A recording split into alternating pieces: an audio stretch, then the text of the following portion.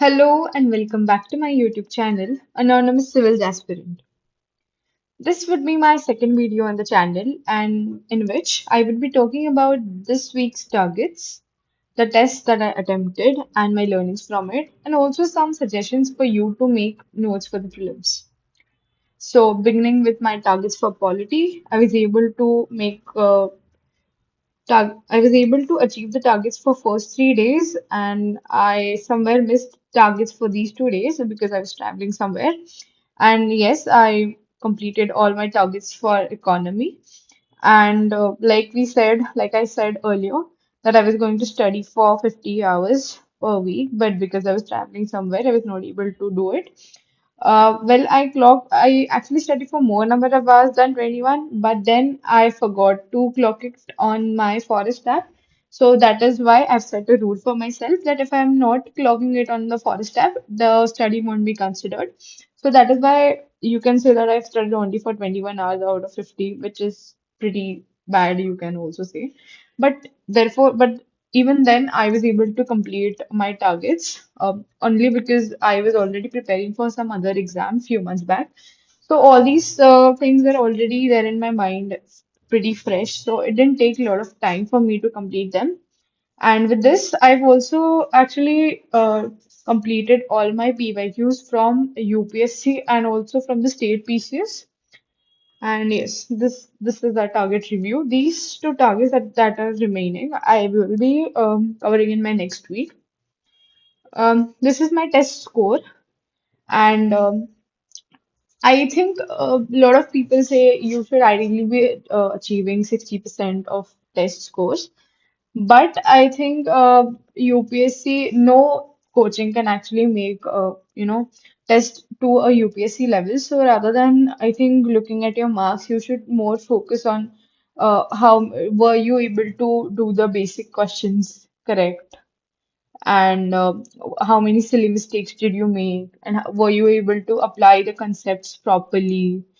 Okay, so I think so my test scores are pretty decent, I would say. But I was not able to. So basically, the number of questions that were there in this are 45, and I was able to attempt only 25 out of it, only because in historical background there are a lot of questions that are asked from acts. But this acts part that is there, I am not covering in polity, rather, I cover it in modern history. That is why I was not able to do a lot of questions, which you can also see here that I've written that recalling issue because I've not revised modern history yet. So yes, that acts part I will be completing, and when I'll be completing the modern history part. Apart from that, I think there were only one question that I thought that was because that went wrong because I made a wrong application of the knowledge that I have, and there was no reading issue, and there are some source issue as well. But I think you should never run behind source. You should just once read the what you can say solution in the back of the test series and move on. If you think it's important, you can just add it up in your notes. But I don't think it is a very good practice. In this way, your notes are going to get more and more bulkier, and there's no end to it. Okay, this is very good suggestion that I would do. I would like to make it to you that you can just buy these OMR sheets from anywhere, from Amazon or Flipkart, somewhere or any market store. And on top of it, you can just stick this one sticky note like I've done and make a column for total number of questions that you have attempted, whatever questions you have made wrong, how many went correct, what was your final score, and all of these parameters. And you can also write your learnings from the test. Like I have written here, what are my learnings? So basically, I have to read this acts with history. And there was one question that I forgot to read, not. And that is why I've written here, read questions carefully, and that's it. So next time, and also you don't have to throw this sheet away. Just save it, and whenever you'll be giving your next test, just go come and give a read to these learnings that you have written over here. So it will definitely help you in your next test. Okay. So now some of my tips for notes making that I've practiced in this week, and I think it is a great thing that you could actually do with yourself. So I've actually brought this book. Basically, I bought this from Delhi itself when I was living in Delhi for like 1 or 2 months. Maybe I'll discuss it some other day. But then this is actually not even A4 size. This is half of what our A4 size paper is. So maybe you can call it A5, I guess. So this is a small notebook, and on in this notebook, I am not making notes of everything. Most of the times, what we do is we write all the concepts in short, right? But this book does not have any concepts. It has only and only facts and some important concepts, I might say, which you tend to forget. I'll show this later on for economy. But yeah, this is for polity. So here I have written everything about the Constituent Assembly and all the facts that are important. And I've also marked these in red. So these are basically PYQs that are asked in state PC, that is MPSC in my case.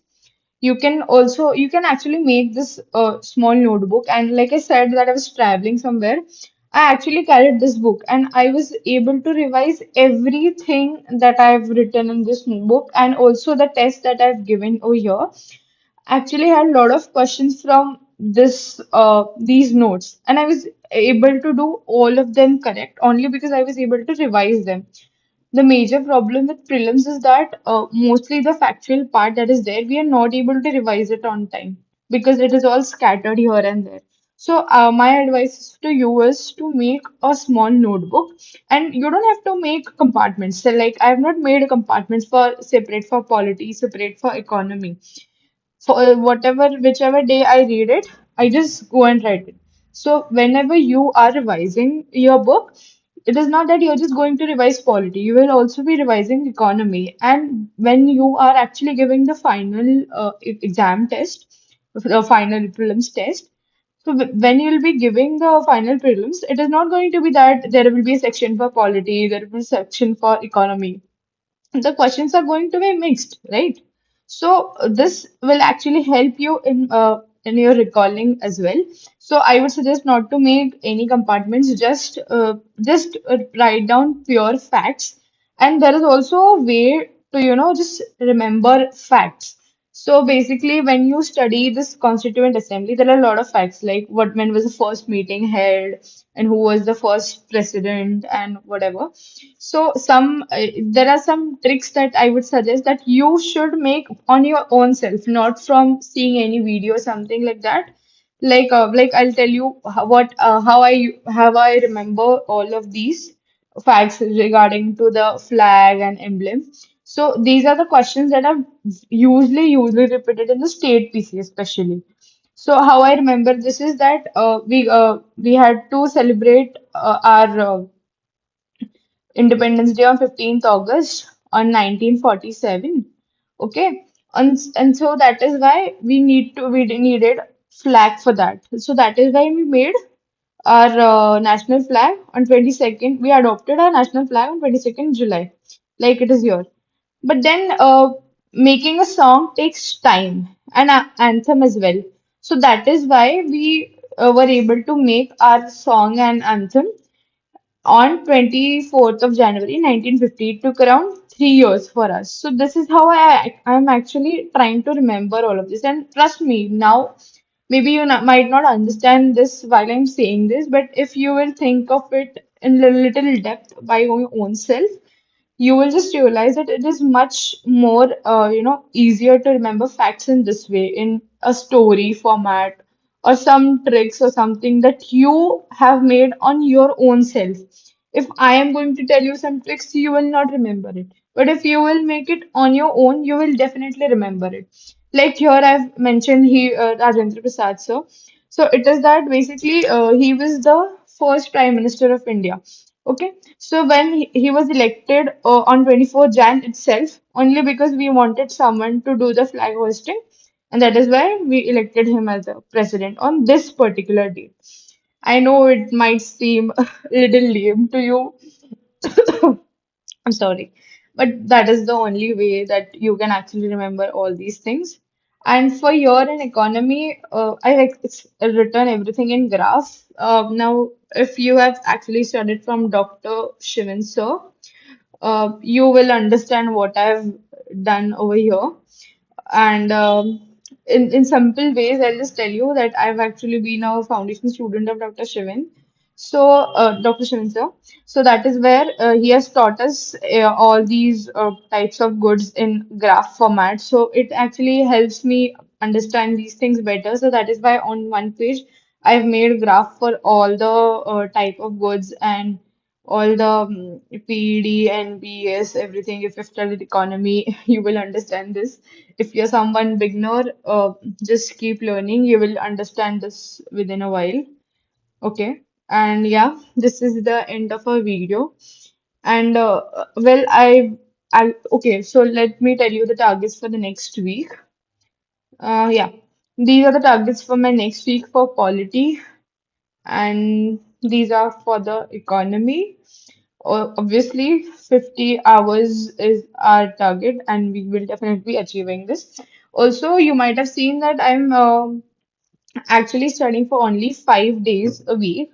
It is because through my experience of this entire 1.5 years, I've just realized that most of the times what we do is we keep Sunday for test plus revision, which is actually not possible, which at least in my case, that I've realized when you give a test and when you analyze a test, now I'm giving 50 questions test. So it is taking a little less time. And also, these are these first topics are very basic ones that everyone knows. So the test actually didn't take a lot of time. But when you're going to give FLTs, when you're going to give tests for some difficult topics, it will take much more time for you to revise them. And in those revision time, you are not going to revise what you have remembered for the entire week. So that is why I've kept the studying slot for from Monday to Friday, and for Saturday I've kept it revision. And on Sunday I give test, and I also do analysis of the same. Okay, and also I think Sunday you can take a little bit break after analysis, because what happens is we plan test analysis plus we plan our revision and giving test as well, and all of this there is no time left for us, and then there is no break, and then the another day it feels very heavy on you. So it's better that you take half of your Sunday as a break, half of it as a test and its analysis, and keep Saturday as a revision day. At least it works for me. See if it works for you, and happy learning, and thank you.